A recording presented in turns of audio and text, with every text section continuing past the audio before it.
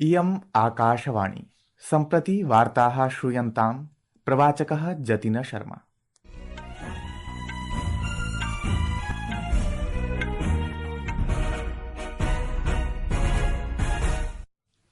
आदौ मुख्यवार्ताः। प्रधानमन्त्री श्रीनरेन्द्र मोदी नवदिल्ल्यां चिलीदेशस्य राष्ट्रपतिना गैब्रियल बोरिक फॉन्ट इत्यनेन सह द्विपक्षीय संवादं समाचरितवान्।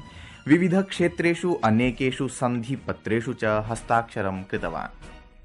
लोकसभा चतुर्विंशत्यधिक-द्विसहस्रतमवर्षस्य वक्फ संशोधन विधेयके विचारं करिष्यति, अथ च श्वः इदं पारितं भविष्यति।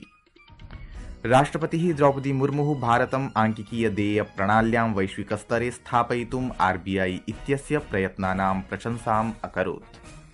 केन्द्रीयः गृहमन्त्री अमितशाहः अकथयत् यत् प्रशासनं नक्सलमुक्त भारतस्य निर्माणदिशि बृहत् पदक्षेपम् उत्थापयति। वामपन्थ्युग्रवादेन सर्वाधिकप्रभावितानां जनपदानां संख्या 12तः अपचीय 6 यावत् जाता। भारतेन भूकम्पप्रभाविताय म्यान्मारदेशाय मानवीय सहायता प्रवर्धिता। C-130J इत्येतत् विमानं समेत्य भारतीयनौसेनायाः 3 अपि जलपोताः साहाय्यसामग्रीभिः सह प्रस्थिताः। अपि च IPL 20-20 क्रिकेट क्रीडायां लखनऊ सुपर जायंट्स दलम् अद्य सायंकाले लखनऊ नगरे पंजाब किंग्स दलं सम्मुखीकरिष्यति।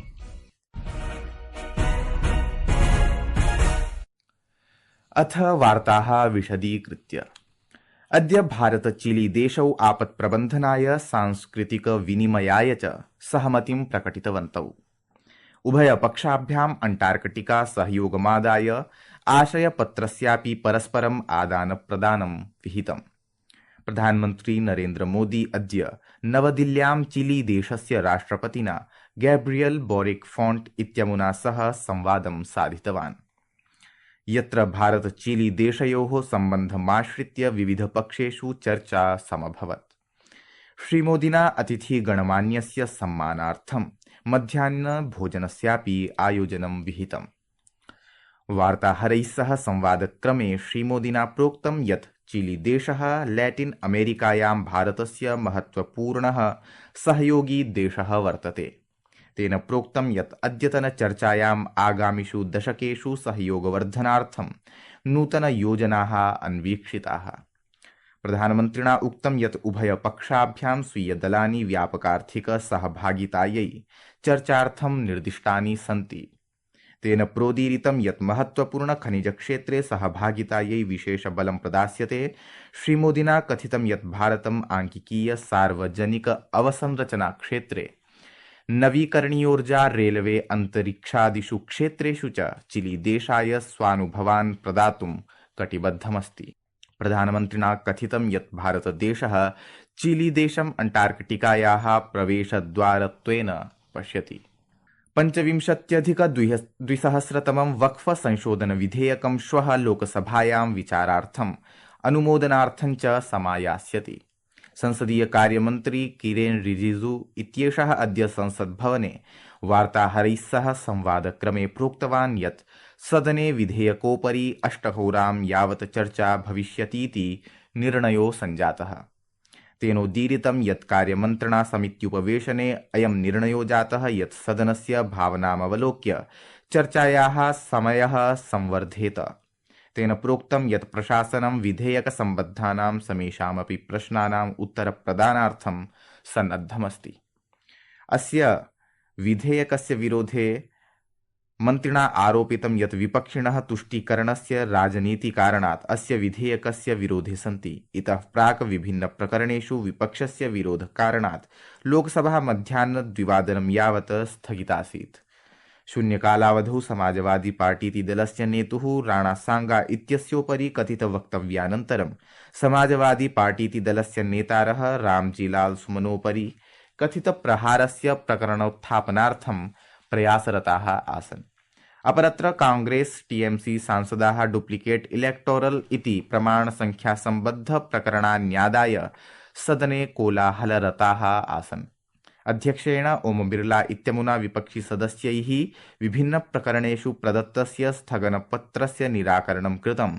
सहैव तेन सबलं प्रोक्तं यत् सदनं नियमानुसारेण प्रचलिष्यति। राष्ट्रपतिः द्रौपदी मुर्मुः प्रोक्तवती यत् भारतीय रिजर्व बैंकेन वित्तप्रदेयसंरचनायाः आधुनिकीकरणं विधाय आंकिकीयदेयप्रणाल्यां महत्त्वपूर्णभूमिका समाविष्कृता। अद्य मुम्बय्यां भारतीय रिजर्व बैंकस्य 90-वर्षसम्पूर्तिसमारोहे प्रवदन्त्या द्रौपदी मुर्मू इत्यनया प्रकाशितं यत् विगतेषु 9 दशकेषु केन्द्रीयवित्तालयस्य यात्रा प्रशासनस्य नीत्यनुरूपमेव सञ्जाता। तया सबलं प्रतिपादितं यत् यथा भारतदेशः स्वतन्त्रशताब्द्याभिमुखं गच्छति तथैव 47-अधिक-2000तमस्य विकसितभारताभियानं तादृशस्य वित्तीयपारिस्थितिकीतन्त्रस्य अपेक्षां करोति यः अभिनवम्, अनुकूलं, सर्वसुलभं च स्यात्। संस्कृतवार्तायाः संस्करणमिदम् इदानीम् आकाशवाणीतः प्रसार्यते। सममेव अयं कार्यक्रमः आकाशवाण्याः अन्तर्जालपटले www.newsonair.com इत्यत्र अथ न्यूज़ ऑन एआईआर चलदूरभाषीयतन्त्रांशे अपि समुपलब्धो भविष्यति। केन्द्रीय गृहमन्त्री अमितशाहः अवदत् यत् प्रशासनं नक्सल्मुक्तभारतस्य निर्माणदिशि बृहत् पदक्षेपम् उत्थापयति। सामाजिक सञ्चारपटले एकस्मिन् सन्देशे श्रीशाहः अवदत् यत् वामपन्थ्युग्रवादेन सर्वाधिकप्रभावितानां जनपदानां संख्या 12तः न्यूनीकृत्य 6 यावत् कृत्वा राष्ट्रं नूतनं लक्ष्यम् अवाप्नोत् इति। गृहमन्त्रिणा बलं प्रदत्तं यत् प्रशासनं सर्वव्यापी विकासं सुनिश्चितं कुर्वन् नक्सलवादं प्रति दृढदृष्ट्या सह सशक्तं, सुरक्षितं, समृद्धं च भारतं निर्माति। गृहमन्त्री एतदपि उक्तवान् यत् भारतं 26-2000तमवर्षस्य मार्च मासस्य 31 दिनाङ्कपर्यन्तं नक्सलवादं पूर्णतया उन्मूलयितुं प्रतिबद्धम् अस्ति इति। विदेशकार्यमन्त्री डॉक्टर एस जयशंकरः अवदत् यत् ऑपरेशन ब्रह्मा इत्यस्य अन्तर्गतं भारतीयवायुसेनया निर्मितं C-130J इत्येतत् विमानं 16 टन्मिता आवश्यक मानवीय सहायता, तण्डुलानि, आवश्यक खाद्यवस्तूनि च वहन् अद्य प्रातः दिल्लीतः माण्डले नगरं प्रति प्रस्थितम्। तेनोक्तं यत् भारतीय नौसेनायाः INS घरियाल इति पोतः 42,400 मीट्रिक टन्मितैः आवश्यक खाद्यपदार्थैः सह विशाखापत्तनम नगरात् प्रस्थितः। डॉक्टर जयशंकरः अवदत् यत् माण्डले नगरे भारतीय सेनायाः क्षेत्र चिकित्सालय विभागः कार्यान्वितः अस्ति इति।